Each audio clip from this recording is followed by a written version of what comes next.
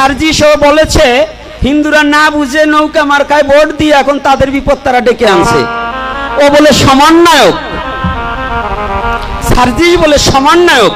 আমি চিন্তা করতেছি ও হিন্দুদের ক্ষতিকারক একটা পয়জন ক্যান্সার ব্যাধি, অর্থাৎ হিন্দু জাতি যাতে বাংলাদেশে না থাকতে পারে এই জন্য এই ষড়যন্ত্র করেছে, এই কথা উত্থাপন করেছে।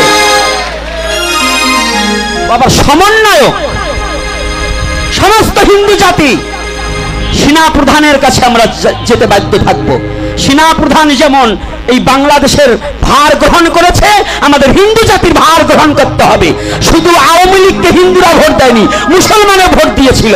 তাই যদি মুসলমানের ঘরে না পড়ায়, খালি হিন্দুদের অত্যাচার কথা একজন সমন্বয়ক হিসেবে সে কি করে বলল? সে আওয়ামী লীগের ছাত্রলীগ করত না? শেখ হাসিনাকে সে সিজদা করেনি, পায়ে হাত দিয়ে সালাম করেনি? তাই বাটপার কেউ নয়, ও বেঈমান নয়। তাহলে অত বড় বেঈমান আবার হিন্দুদের উপর দোষ চাপিয়ে দিচ্ছে কেন? হিন্দুরা কি ক্ষতি করেছে? ও ঘোড়া দেখছে, ঘোড়ার লাগাম দেখেনি।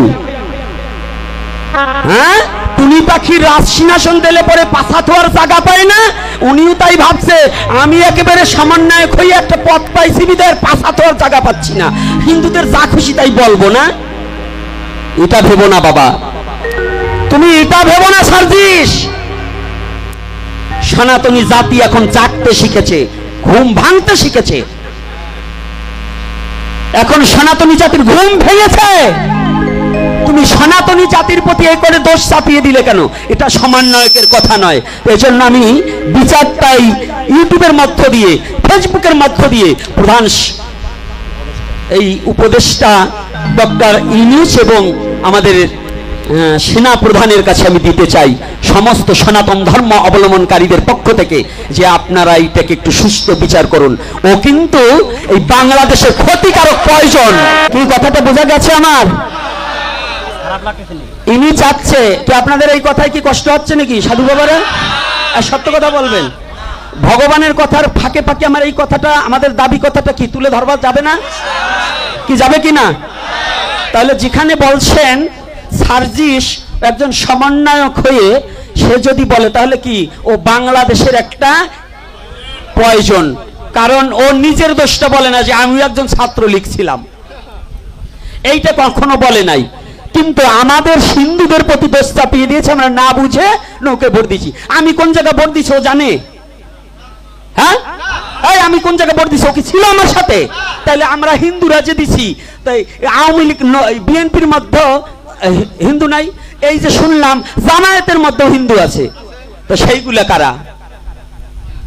সেইগুলা কারা? এই জন্যই বলি অযোগ্য পাত্রে কখনো কোনো কিছু ঠিক না। একটু শিক্ষিত হলেই মহাত্মা হওয়া যায় না, লেখাপড়া শিখলেই জ্ঞানী হওয়া যায় না। যাই বলো বাবা, হিসাব করে বইল, হিসাব করে বললে এমন কোন পরিস্থিতি বাংলাদেশে সৃষ্টি করো না যে যার দায়ভার তোমারই নিতে হয়। আর একটা পয়েন্ট আমি বলে দিয়ে তারপরে আবার লীলায় চলে যাব। সেটা হচ্ছে বর্ডারে হত্যা নিয়ে আজকাল উস্কানিমূলক কথা চলছে। এই সীমান্ত হত্যা, এগুলো কারা জানেন? আমি বলে দিচ্ছি। এই যে চিতলমারি গত পরশুদিন একটা ছেলেকে অন্যায়ভাবে দোকান থেকে মারা হয়েছে। খুলনাতে কয়েকটা বাড়িতে, কয়েকটা দোকানে আগুন লাগিয়ে দেওয়া হয়েছে। এটা কোনো মিডিয়ায় আসেনি। যদি দেখতে চায়, যদি কোনো সেনা প্রধানও জানতে চায়, আমার কাছে আসুক, আমি নিয়ে নিয়ে গিয়ে ঘরে ঘরে দেখিয়ে দেব। যদি না পারি নিজে নিজে ফাঁসি নিয়ে নেব, আমি নিজে ফাঁসি নিয়ে নেব। কিন্তু সীমান্তে কেন হত্যা হচ্ছে? এই হিন্দুরা কেন যাচ্ছে? এদের যেতে দেশ ছাড়তে বাধ্য করছে এইরকম সার্জিসের মতো লোকরা, এই হিন্দুদের প্রতি দোষ চাপিয়ে দিয়ে তাদের ঘর ছাড়া বাড়ি ছাড়া করে বাধ্য করছে। এবং যখন সীমান্তে যায়, অবৈধভাবে গেলে তো তারা গুলি করতেই পারে। এখন যাদের অত্যাচারে তারা ঘর বাড়ি ছাড়া হচ্ছে, তাদেরকে খুঁটিয়ে বের করা হোক। এটা সেনা প্রধানের কাছে আমার করজোরে বিনয় করে আবদার, যে কেন তারা বর্ডার সীমান্তে যাবে? এমনি এমনি যায়নি। মাতৃভূমিকে ত্যাগ করতে কেউ চায় না, ছাড়তে বাধ্য করা হচ্ছে। এইগুলো যেন একটু সেনাপ্রধান এবং প্রধান উপদেষ্টা যেন একটু খতিয়ে দেখে। এগুলো যতদিন পর্যন্ত আপনারা নজর না দেবেন ততদিন পর্যন্ত বাংলার বুকে শান্তি হবে না, কারো কাছে শান্তি আসবে না। এজন্য শান্তি যদি বাংলাদেশে আনতে হয় সঠিক বিচারগুলো একটু দেখতে হয়।